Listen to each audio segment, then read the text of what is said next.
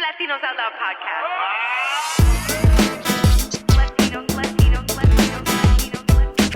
Yeah, that's what this is. Latinos Out Loud. Yo, Toronto, yo.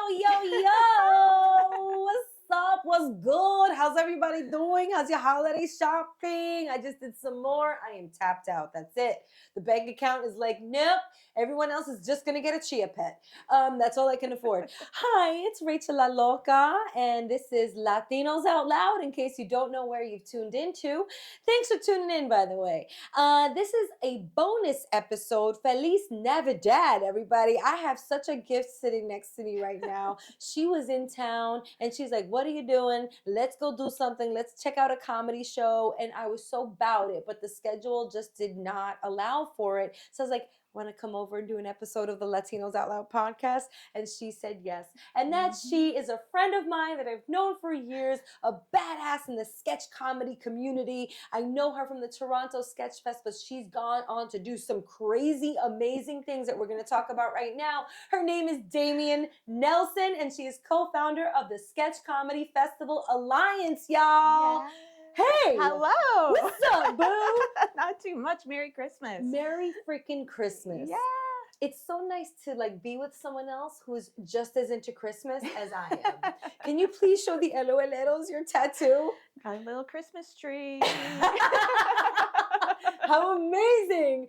I am also really happy because this is the first episode of this podcast that I have done from my home on camera with someone else. Warm and cozy. Warm and cozy, right? Yeah. I lit the Christmas candle just for you. Oh my gosh. Do you smell the nutmeg, clove, cinnamon, and apple? Always. Okay. And we're also next to this Christmas tree, which my children and I spent hours decorating the other day. And it took hours because we went through stories of each ornament, which was not even planned, but it was so much fun. I didn't think they would be into it. At first, they weren't. At first, they're like, Mom, we want to go play our games. We want to play Roblox. And I'm like, no. Get an ornament. And then all of a sudden they were just into it. They're like, oh, I remember this one when blah, blah, blah, blah, blah. So all that to say, Merry Christmas. What a gift to have you here under the tree. Yes. Yeah. I mean, under, adjacent to, but exactly. it is so nice to see you. I too. first met you in 2020 when Room 28 Comedy, which is the sketch comedy troupe that I was a part of and produced for a million, was part of the Toronto Sketchfest. Yes. You welcomed us. You rolled out the blue carpet. And it was such an amazing experience. It will stay with me forever. Thank you for having us. Of course. I distinctly remember meeting you in Comedy Bar. You guys were doing your tech in the green room. And when I was at Toronto Sketchfest, I always made sure to make welcome bags for all the out-of-town guests. Yes, you did. That's right. So I was like, when's their tech time? I got to see you. And you were so great over email, in advance. So I was so happy to meet you in person in real life. And the next week, the pandemic happened. It actually struck. We had to cancel the last couple of days of our festival. But meeting you in Room 28 in that first weekend, mwah. So let's talk about this some more because I've mentioned it on the podcast. By the way, the footsteps you're hearing in the background is Apollo the dog, which when you do an episode of your podcast at home, the things from your home may make an appearance. The mascot shows up. Right. There may be a Target delivery at some point. This is Casa de Loca. So everything that happens here is loca. My dog is a little local, but you know what? He's 14 and a half years old. He could do whatever he wants at this point. 14 times 7 is what? You do the math. He's definitely a senior citizen. So back to the Toronto Sketchfest. Picture this, 2020. We go out there and yes, the murmurs, things are happening. People are coming down with COVID, but we didn't think that a pandemic was on the horizon. No. We didn't think that stages would be stripped from us as performers. But on the drive there, we started talking about it. Yeah. But on the drive back was when it really sunk in for me that I wasn't gonna be performing in another show for a long time. We drove there. Yeah. We did a road trip, which was so much fun. We stopped by Niagara Falls, which, no offense, United States is so much nicer on the Canada side. Yes, that's our only hope. That's our only prayer. It's beautiful on the Canada side. So we stopped there and we're driving back. and we hear the radio announcers like just saying, "Oh, the pandemic, borders will be closed." And they actually announced that the Canadian border was going to shut down on our drive back. Yes. We were already on the New York State Thruway, but we had just crossed over. And it was like, wow, if we had left a few hours later or a day or Totally. two later, and trust me, I wanted to stay longer because I wanted to look for Drake. And but everybody's like, no, we gotta get back home to work and kids. And I was like, yeah, but it's Drake. But anyway, so we didn't stay Yes. for Drake. Apollo, too bad. please, can you give us some space? Yeah, right. But like that was a moment. And now in hindsight, the stages were stripped from me. I wasn't on a stage for 3 years. Yeah. After that point, the Toronto Sketchfest was my last show before the pandemic hit. Yes. So that's momentous for me. Totally. And thank God we went out with a bang because Exactly. we had a great 2 shows in Toronto. Toronto is really a comedy city. It really Can is. you tell us about that? Like, what makes Toronto such a comedy city? Well, you know, I've done a lot of traveling and seen a lot of comedy in a lot of different cities. And the one thing I loved about Toronto Sketchfest and still do is that it brings in people from other places so you can see the different styles, the different tone, all that kind of stuff. And I have to say, Toronto is still my favorite comedy city. It's great. But yeah, we just have such a healthy amount of comedians doing good work. There's a little bit of disconnectivity after the pandemic that we're still recovering from. But we have some great venues, lots of stand-up venues. Comedy Bar opened a second space. So they have one in the East End, about 10 minutes from my place. So I live very close to Scarborough, which is kind of the Brooklyn of That's so cool. Exactly. Okay. So, you know, get a little bit more east and there's comedy all over the city. I love that. Comedy Bar was a great venue. I love the Yes. marquee. I don't know if I'd ever, Apollo, you're being kind of loud. You want to be part of this interview? I don't know if I've ever seen my name in lights, like, you know, on a marquee. And we took so many pictures because it said room 28 on the marquee. And I was like, oh my God, you guys, we made it. Yes. And Toronto, to me also, well, it's a foodie city. It totally is. We Yeah. have some good food out there. Oh my God, the food was so good. And very economical. We had an Airbnb, which was beautiful in this condo on like the 150th floor overlooking the city. I'm exaggerating, but it was way up there. And it overlooked the city and it was snowy at the time. Oh man, all these memories are coming back to me right now.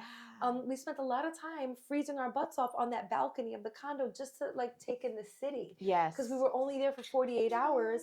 So, you know, we wanted to do as much as we could. Oh, exactly. It is a city of culture, comedy, and cuisine. Oh, yes. The 3 Triple C's. C. Yes. I wish I was a triple C. You know, instead I got these guys.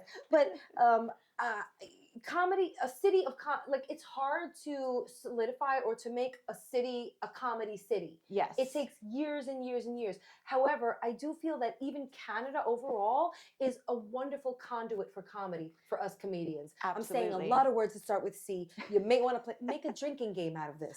For every word that we say that starts with C, take a shot. A little bit of eggnog. A little bit of coquito. That also starts with a C. I got so yeah, like I appreciate these cities. Like another C word, Chicago. Yes. I can't wait to go to Chicago. I really want to go do a performance in Chicago. Yeah. Second city. How many comedians are born out of Chicago? Yes. New York, I'm also proud. So like you being here, this is not your first time in New York, right? It is. Oh my gosh, there's so much more to talk about.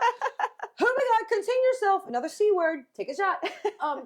Tell me about your feeling now that you've experienced New York for a few hours and a few shows. Yes. What do you think about the comedy here? Well, I've really enjoyed. I've seen, I think, 4 or 5 comedy shows in the 3 days that I've been here. That's great. And it's been really great. I've seen a mix of sketch, I've seen a mix of improv and some stand-up. And I would say from an outsider's perspective, it does seem a little cliquey, but you know what? Every city is a little bit like that at some point in their comedy era. But it's been really great also just how close a lot of the venues are. Like last night I did the Pit and ran down the street to Magnet. Like what a gift. Because in Toronto, the comedy venues are a bit far away from each other. Interesting. Yeah. Right. Yeah, I do remember like the panel discussions and stuff happened like a ways away from Comedy Bar. but they were amazing nonetheless. That's right. I learned so much, and like we're so, I guess, ethnocentric is the word. Like you think that like where you live is the capital of life, Yeah. but going to Toronto and learning from like CBC, Yes. right? You know, the comedy channel of Canada. Oh yes. I'm like, wow, this is some really great programming. And I believe I sat in on a session like pitching comedy for television, which was very informative. They had executives from CBC there, Yeah. which was wonderful. And also networking with comedians outside of New York is always a Yes. pleasure. You know, we have different, our stories, our sketches are based on like our lives, Yes. loosely. So That's like right. to see other troops perform, Mhm. not non-American troops, Yeah. is a different slice of life for me. And I really Absolutely. enjoyed that. So now, Damien, you've taken Mhm. all these years of sketch experience Yes. and you're now working on your own thing. Tell us Yes. about the Sketch Comedy Festival Alliance. Yes. So this year, now that the pandemic is like fully not away, but you know, like you're not going to run into too many travel restrictions. I went to a lot of sketch comedy festivals this year. So I did Toronto, Washington, Newfoundland, Labrador, Philly, and maybe one more I'm forgetting. But anyways, I saw a lot of sketch comedy festivals Wow. this year, and we all, you know, love being together, love seeing each other, but I wanted an opportunity for us to be able to do that more often. So with Elizabeth Kemp from Washington, D.C., she is in Bad Medicine. She's in Chaps. She does so many wonderful things in sketch down in Washington. You know, late after the bar at all the after parties, we were like, let's keep doing this. Let's start an organization where we're all together. Yes. So that's what we've done. We had a big Zoom meeting with, I think, 8 sketch comedy festivals from across North America, and just introduced ourselves to each other. And in the future, it will be a peer-to-peer organization where we can learn from each other, share resources, and yeah, just share that knowledge so we can all kind of like level up across This makes North me America. so I'm so excited for this because Mhm. to your point, we the sketch community are a bit disjointed. The UCB folks are sort of the UCB folks, the Yeah. pit folks are the pit folks, and the magnet and the second city and groundlings, and we're all kind of like working in silos. I think we Yes. support one another, but I don't know if there's a lot of that cross pollination that I think an organization like this could procure and present Exactly. for us. Yeah. So how can we get involved? Like how can the sketch comedians support this endeavor? Yeah, well, I think that's something that we're still learning, like what do people want and how we can support that. So it's going to be a lot of just like, you know, taking care of things as they come up. But really, we're mirroring this thing off of the Canadian Association of Fringe Festivals. Oh, awesome. And so they support each other and share resources and all that kind of stuff. But they also have a lottery where you enter, and then you get to perform at like all of the fringe festivals. Ooh. And so it's a really great opportunity to like plan your summer or plan your year to do your show in multiple cities. So we don't have that with this with the Sketch Comedy Festival on yet, but that is something that we want to do in the future to create performance opportunities in like a organized way, so that you're not just showing up in a city and being like, what do I do? I know that feeling. Yeah. You know, going to Toronto, we were a little like, oh gosh, we're Latinos and Americans in Toronto. How are we going to be accepted here? Yeah. Are they ready for us? Mhm. We don't have, or we didn't have a big fan base in Toronto. Yeah. So I'm like, okay, who's going to come see our show? It ended up working out because I always forget this, girl. Comedy is a universal language. Exactly. Everyone speaks and understands it. That's right. So no matter where you come from, whatever story you have, as specific or niche as it may be, people will find it funny. Like if it's done in the sketch and technical way. Yeah. So to that point, after that, I was like, okay, I need to keep in touch with these people. Yes. So there were a few fans that came, or attendees that are now fans, and that are even listening to my podcast. Exactly. So shout out to everybody, Farmosa, I'm sorry, wait, Fardusa. I think her name's Fardusa. Forgive me for like chopping up your name. And that whole clique, you guys came out to see our show, and I know you listened to the podcast, and I'm so thankful. It's always great to see the numbers in Canada spike too. Yeah. So I'm like, okay, that tells me that there is an appetite for it. Yes. There aren't that many Latinos, well, like, Spanish speaking comedians or, native to Latin America residing in Canada. Right. But I always have to remind myself too that I may be a Latina, but sometimes I'm a comedian first. Yeah. Who happens to be Latina. That's right. And so my stories, although sometimes they may skew like, a mockery of like my mother and her family and stuff, like I'm also just poking fun at the tropes of life. That's right. That's right. I'm very excited about this alliance. I want to be involved, as I told you off camera. Yes. And I also urge everyone else out there to like follow Damien, which maybe you can drop your handle so that people can stay informed. Absolutely. Why don't you go ahead and do that? You guys got to pay attention. On Instagram, I'm 5 on the 5. And reach out to me and EK, and we'll figure out how we can all work together. Yeah, this is so great. Any more plans for your New York trip, or like, what are you doing tonight? Like, indulge us. I want to know what's going on. Tonight, I am going to Irving Plaza to see the Blood Brothers because they're not coming to Canada, so I had to come to New York. And then I'm going to $3 Bill in Brooklyn afterwards. At BCC? Is it the Brooklyn Comedy No, Collective? this is a drag club. Ooh, And so yeah. Ooh, that sounds like fun. Yeah, so I'm going to see Dita Ritz at like midnight or whatever, and then tomorrow at 9 a.m. I'm going to see the Rockettes, and then I'm heading back to Toronto. Oh, you're gonna see the. Oh, have you ever seen? No. I've only done it once. It's pricey. Yeah. I was deep in the internet looking for codes, and I found a good price. Oh, good for you. Isn't that such a score? Oh, when yeah. you're like scouring for a discount code. Eddie, Yes. my Eddie knows this well. I'm like, don't pay retail. No. There's a code. Exactly. Right? Didn't you find a code for a light or something that you bought? Anyway, you're welcome. So this is so great. I really love seeing you in person. We have an electronic relationship. Totally. But it's so nice to hear that you are taking what you've built for so many years and going to make a big difference for us. So thank you on behalf of us. Our pleasure. We do need, I think it's a great solution for like just to have this umbrella organization that we can tap into. Maybe somewhere down the line there could be like scholarships or apprenticeships. Exactly. Exactly. Well, I'm putting myself out there as a resource. Anything that I'm doing that you feel may be advantageous to what you're creating, the door is wide open. Do you feel the breeze?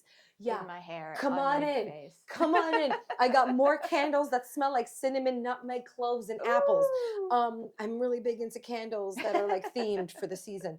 And I'm so excited for you. Thank you so much for coming on the show. Oh my God, what an honor. It's so great. I'm so excited. Okay, you guys, Damien is someone to watch and follow. So please do just that. Thank you so much for tuning in. Happy holidays. Happy holidays to you, girl. Thank Enjoy. you. We only have 12 days of Christmas. I know. It's a little stressful because like I want to do the drummers drumming and the pipers piping and the lords dancing and the lords of milking, maids of milking, whatever it is. But like there's so much to do. Enjoy it, you guys. Enjoy the 5 golden rings, the partridge, all of it. And on that note, we out. It's the Latinos Out Loud podcast.